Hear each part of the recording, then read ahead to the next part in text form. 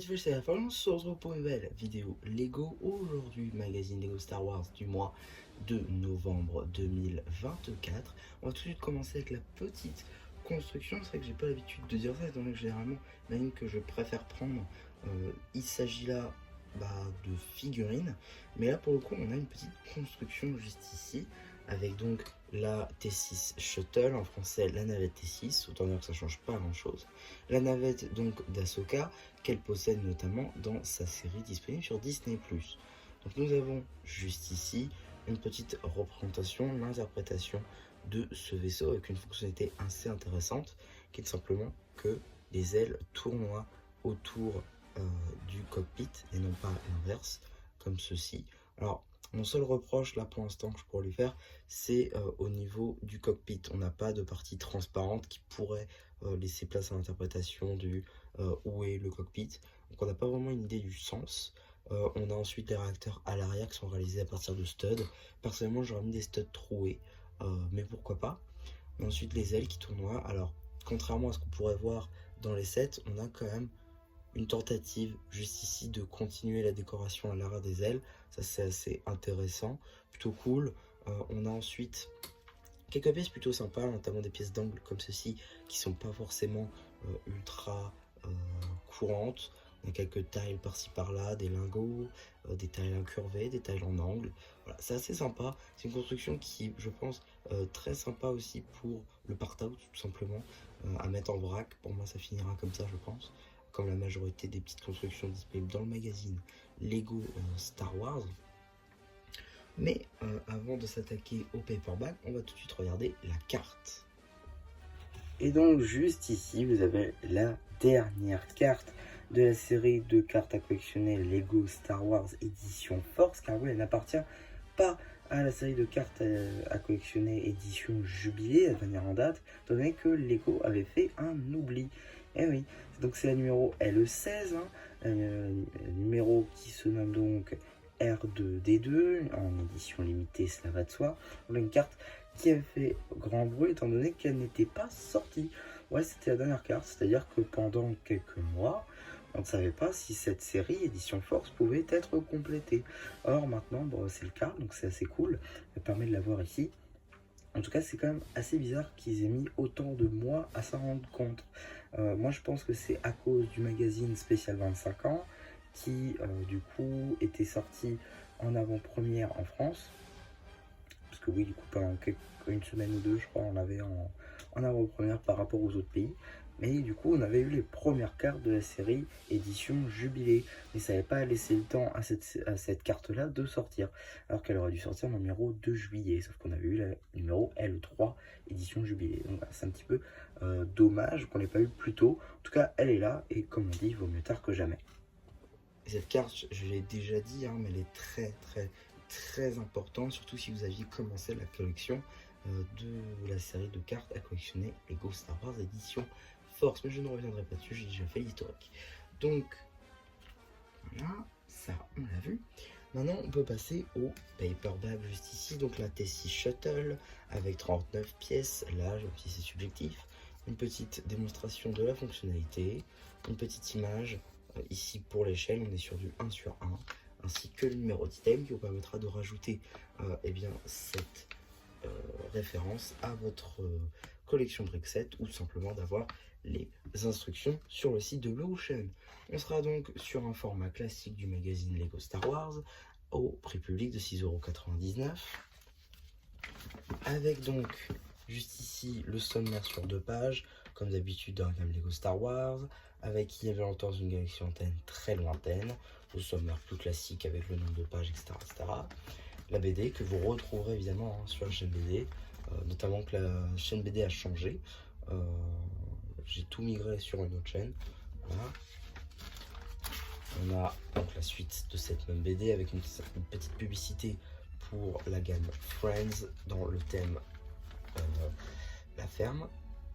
On a ensuite la suite justement de la BD. Suite encore une fois. Suite et fin de la BD avec un petit poster justement sur la T6 Shuttle juste ici et Ahsoka dans sa tenue de sa série.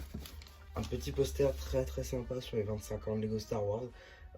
Alors je sais pas, je crois pas que non, c'est pas le 25 ans du retour du Jedi, loin de là. Mais ça fait quand même partie des 25 ans de Lego Star Wars. Et c'est très sympa avec l'étoile de la mort, toute la horde de vaisseaux de l'Empire, etc. C'est très sympa comme petit poster. La suite du poster sur Ahsoka, figurine qui était disponible donc dans la Tessie Shuttle ainsi que dans le calendrier de l'avant Lego Star Wars avec ses magnifiques impressions sur les bras, ça c'est juste fou. L'abonnement, juste ici. Des petites pages jeux avec juste ici un personnage de la prélogie. Ça je cherche le nom, avec donc Dark Maul. Juste ici encore un petit jeu avec le Faucon Millenium et son premier détenteur. Un petit jeu cette fois-ci au cœur de la... Bon alors là, ils ont pas fait... Ouais, ça un peu vite quand même. Là on a un petit jeu sur The Clone Wars. Ensuite nous avons un petit jeu justement avec notre T6 Shuttle, avec Ahsoka, les instructions qui suivent. Juste ici, parfait. On peut découper, même si bon c'est pas non plus... Voilà. Track glacé, donc la petite BD. Hein. Petite BD donc sur le thème de notre surprise du jour, hein, comme à chaque fois, qui va durer donc 3 petites pages, donc c'est vraiment tout petit, mais au moins c'est un lien avec la surprise d'aujourd'hui. On a ensuite une petite review papier du set Microfighter du Y-Wing. C'est ça, une Y-Wing Microfighter avec le capitaine Rex plutôt. Review que je vous ai fait assez récemment, donc n'hésitez pas à aller la voir si ça vous intéresse. Et on a aussi le courrier avec des dessins et des collections Lego Star Wars. En termes de publicité maintenant, on va donc avoir petite publicité pour le magazine Ninjago Dragon Rising et les 3 premiers numéros qui sont tous d'ores et déjà présentés sur la chaîne, ainsi que le dernier numéro en date du magazine Lego Minecraft. Et donc qu'est-ce qu'on a dans le prochain magazine Lego Star Wars de l'année 2024, et oui parce que du coup c'est le dernier aussi de cette année là puisque ça va sortir en décembre. Nous avons donc le 23 décembre, soit 2 jours avant Noël, un petit magazine Star Wars avec une nouvelle construction, cette fois-ci le Maraudeur, le vaisseau de choix de la Bad Batch, donc la Clone Force 99, plutôt sympa, on l'avait pas encore vu spécialement dans le magazine, on n'avait pas eu les membres on n'avait pas eu les membres de cette légion, si on peut dire ça, dans le magazine. Donc là c'est plutôt cool d'avoir le vaisseau, même si bon là encore ça va finir en vrac, mais pourquoi pas avoir 36 pièces, un peu moins qu'aujourd'hui, mais bon pourquoi pas. Attendez, je me rends compte que depuis le début c'est pas... on aura aussi une nouvelle carte, alors là du coup d'ici je vois pas, donc ce sera le 7 avec la figurine de Boba Fett, disponible lui aussi dans son Microfighter. Bon, le 23 décembre, on verra un petit peu ce que ça donne. Je vais voir s'il y a de nouvelles pièces, parce que ça, j'en avais pas spécialement parlé. Mais au final, bon, c'est des pièces assez sympas, qui en quantité. En quantité, 2, des fois 3, allez, limite. Mais voilà, donc c'est pas non plus ça qui va vous faire des mobs de fou. Par contre, à voir si là-dedans, il y a des pièces plutôt sympas, qu'on trouve pas partout. C'était le cas notamment dans le dernier magazine de mai 2024 Ninjago Dragon Rising, où on a vu une pièce qui n'était pas si récurrente que ça pour l'épée. Donc ça c'était assez intéressant. Bon après ça n'allait pas faire des techniques de fou, mais au moins c'était intéressant de l'obtenir ici. Là bon il n'y avait pas spécialement de pièces excessivement rares ou je ne sais quoi qui étaient disponibles. En tout cas voilà pour ma vidéo sur ce magazine.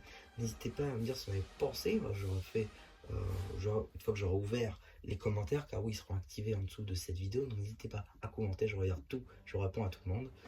N'hésitez pas aussi à liker la vidéo, à vous abonner, et voilà, bah du coup c'est un peu qui vous dit bye bye.